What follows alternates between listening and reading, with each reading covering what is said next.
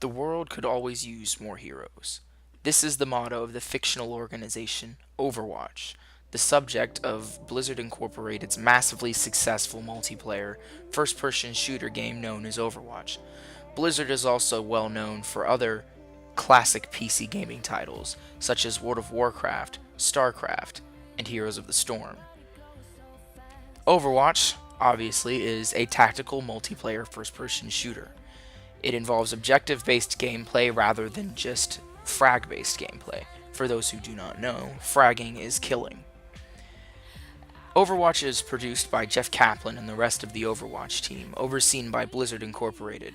The game was released in May 2016, however, it was originally announced with some preview gameplay at BlizzCon 2014. Activision co produces the game, letting Blizzard use their engines for some of their graphic rendering. Blizzard has not given Overwatch much of a story when it comes to in-game story, but rather they use animated videos and events to create a backbone story to keep the audience engaged. One such thing is the event that's currently going on, the Archives event. Every year at the same time of year, Blizzard releases the Archives event into Overwatch for about 20 days. This year will be April 10th through April 30th. And these events create the story backbone through archived Overwatch missions. The first year it was Uprising, this year it is Retribution.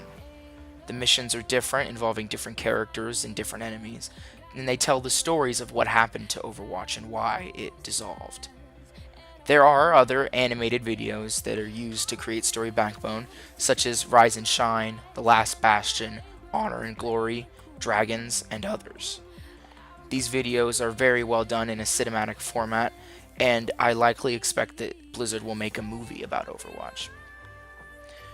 Overwatch is a technologically rather not advanced game, using the very basic Blizzard physics engine and the Activision 3D rendering suite. These are a couple of years out of date comparatively to realistic 4K renderings of current games, but it works very well for the aesthetics of Overwatch. The aesthetics of Overwatch are quite simple. They're cartoony, involving over-the-top characters in a futuristic setting, which creates a very unique gaming experience. Now, Overwatch, obviously, as I've said before, is a first-person shooter involving abilities as well as weapons. So, intermediate coordination is required, because you not only have to move your character and fire a basic weapon, you have to manage your abilities, your alternate ability, your main ability, and your ultimate ability.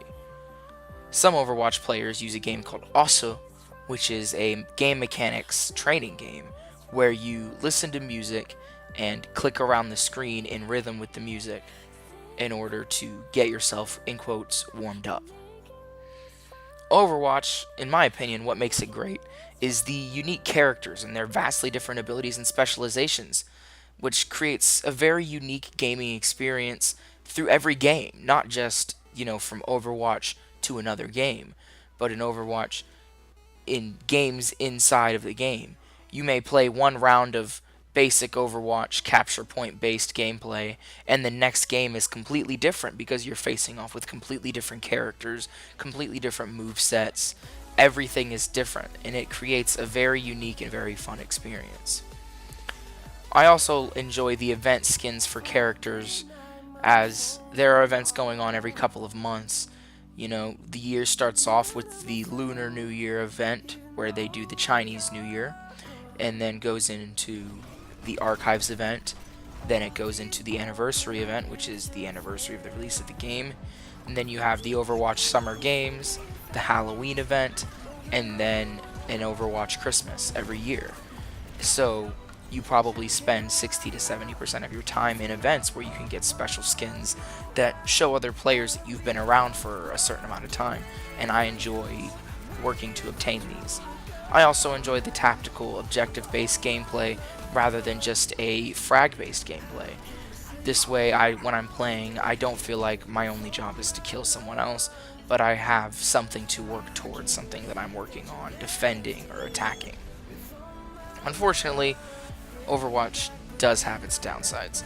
It has a largely toxic community. They get upset over small things in game and out of game, and they many times refuse to work together. Examples include you may pick a hero that you're very good at and you want to play, but the other members of your team decide that they don't want you to play that hero because they don't think that that hero is viable. And this now causes your experience to be hindered by their opinion. And it usually involves some very unkind name calling and some vulgar language in order to attempt to get their way. Now, I think that we all can kind of help to change that. We can all be better players and work to be more understanding with your teammates and to work to spread your philosophy among the community outside of yourself by going around and just being kind and spreading love among the community, allowing everyone to play who they want to play and not worrying so much about winning, that is, and more so just having fun like the game was intended to.